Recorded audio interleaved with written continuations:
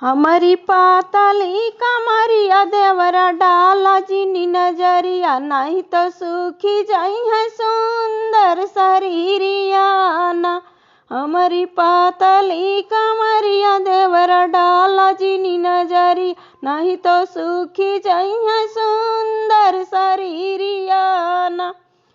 जब साजली टिकुलिया तब मारेला नजरिया, देवरा लागी जाला हमारे नजरियाना।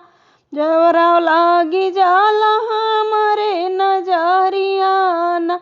हमारी पातली कमरिया देवरा डाला जिनी नजरिया, नहीं तो सूखी जाई है सुंदर शरीरियाना।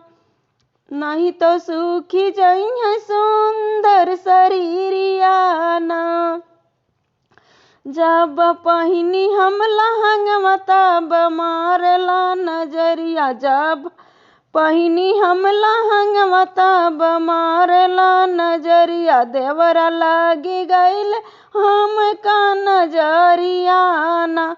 देवरा लागी गईल हमका नजरियाना।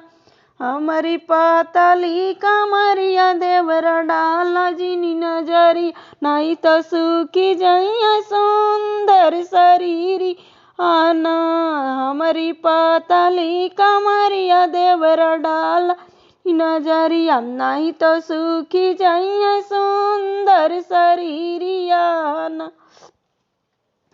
जब पहिनी हम लाल की चुनरिया तब मारेला नजरिया, जब पहिनी लकी चुनरिया तब मारेला नजरिया, देवरा लागी गईल हमके नजरियाना।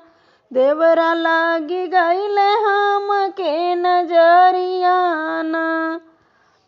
हमारी पातली कमरिया देवरा डाला जिनी नजरिया, नहीं तो सूखी जाई है हमारी शरीरियाना।